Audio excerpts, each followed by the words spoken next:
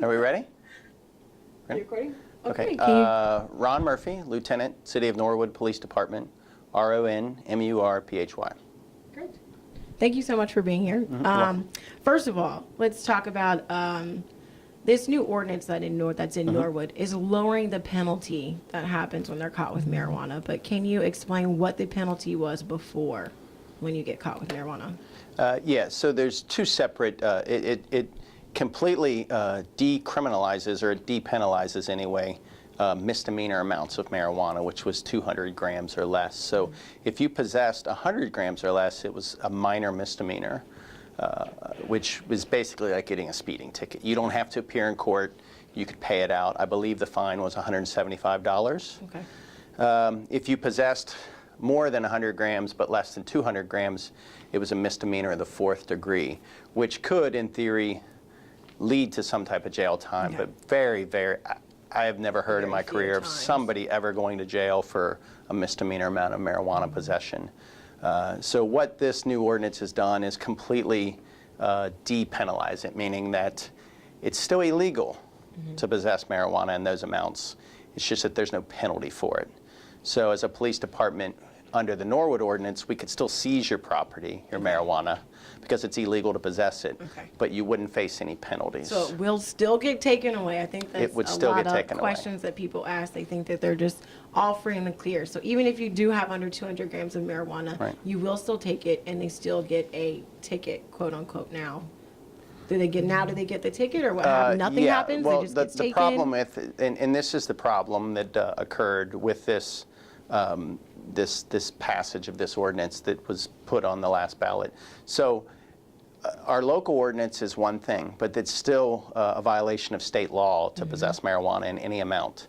So we take an oath as a police officer in a police department. Each officer takes an oath to uphold state law also. So we have been ordered to just cite under the state code, meaning that it's the same basically violation of the law.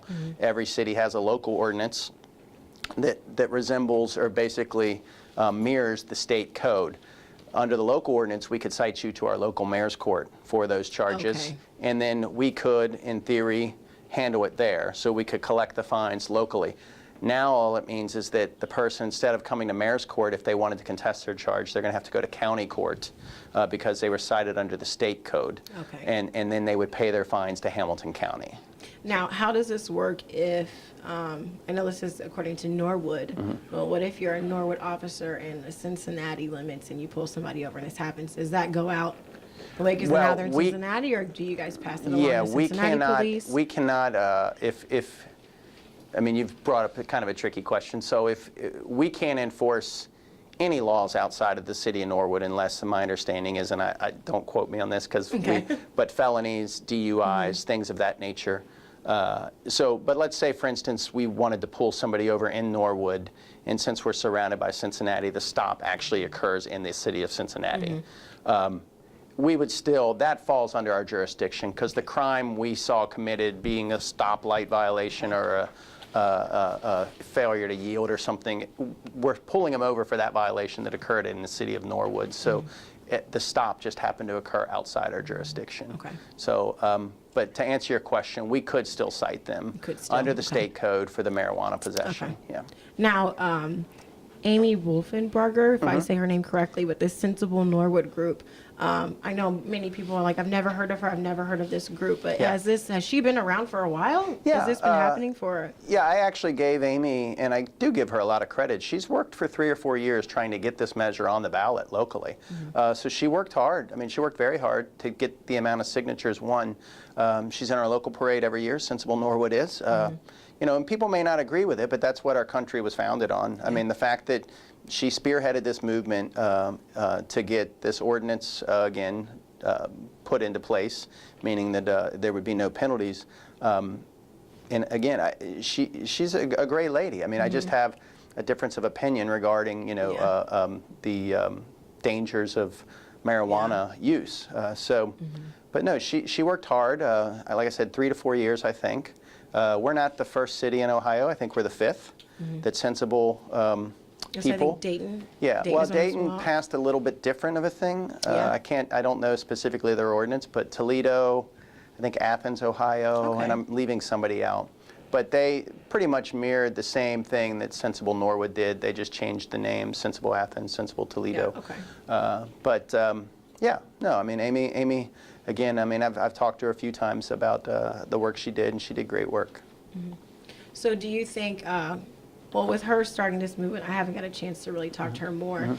What's the next step, do you think, for Sensible Norwood? Are they going to keep going? I mean, because everybody's trying to get it legalized. Right. That's the Right. main point. Is that her goal? Sure, I would assume so. I can't recall if we talked specifically about that, but I think in everybody's eyes, the end game is just getting completely legalized.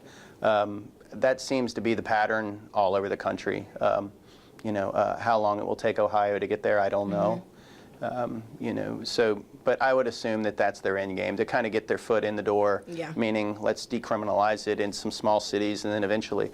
But when you look at the numbers, I think it would pass. Yeah. I mean, in every city that they've put this on the ballot, it's a landslide. And in Norwood, I think it was 75 to 25%. Yeah. So, and when I looked at the numbers for the other cities, it was pretty much followed the same pattern. So Yeah. I think people were ready for legalization of marijuana.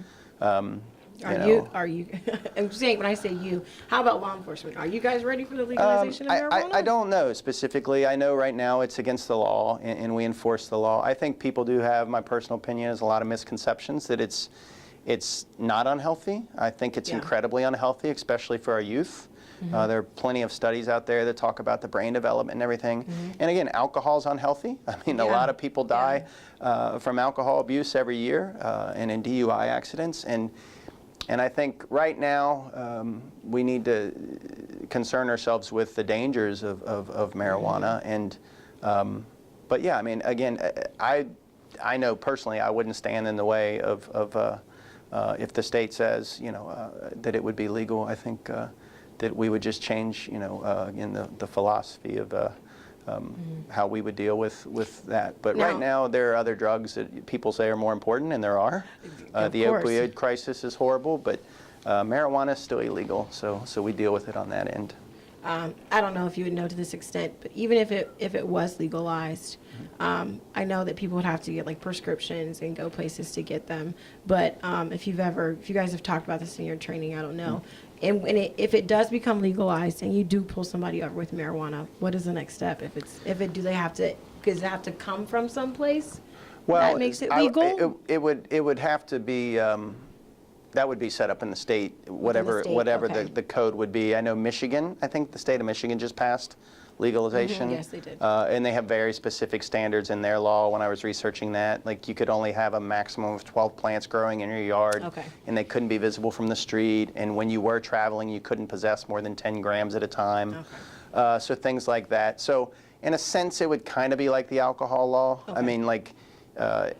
People can homebrew. I mean, their own alcohol, beer and wine now. Okay. There's probably a limit on that. I don't know what that is, but you probably couldn't set up a production facility in your house to sell beer.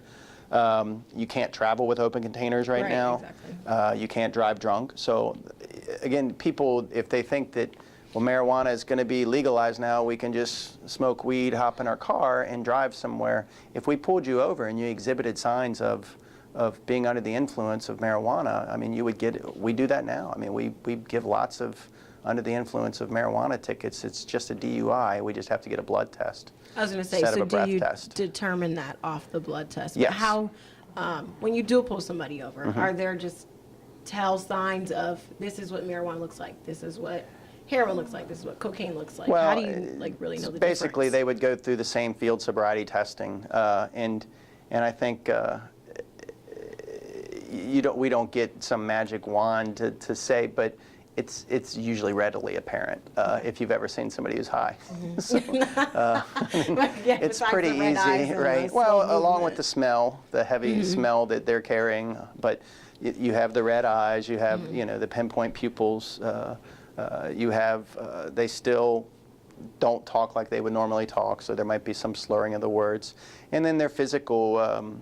Their ability to do the physical tests we ask them to perform aren't quite as great as if they were sober. So Now, I know, like you said, with that smell and everything, but now you have people using cartridges and they're using all these pens and things Right. like that. So you don't have the smell. And, you know, people say it affects them differently than when they actually smoke maybe a joint or a bowl or something like that. So can you still tell whether it's a pen Yeah. or something? Or Well, again, Still the I don't same. want to get into the whole, but typically when we pull somebody over, we're not, I mean, sometimes we will. We'll pull them over for speed, and then it's apparent that they're intoxicated. after.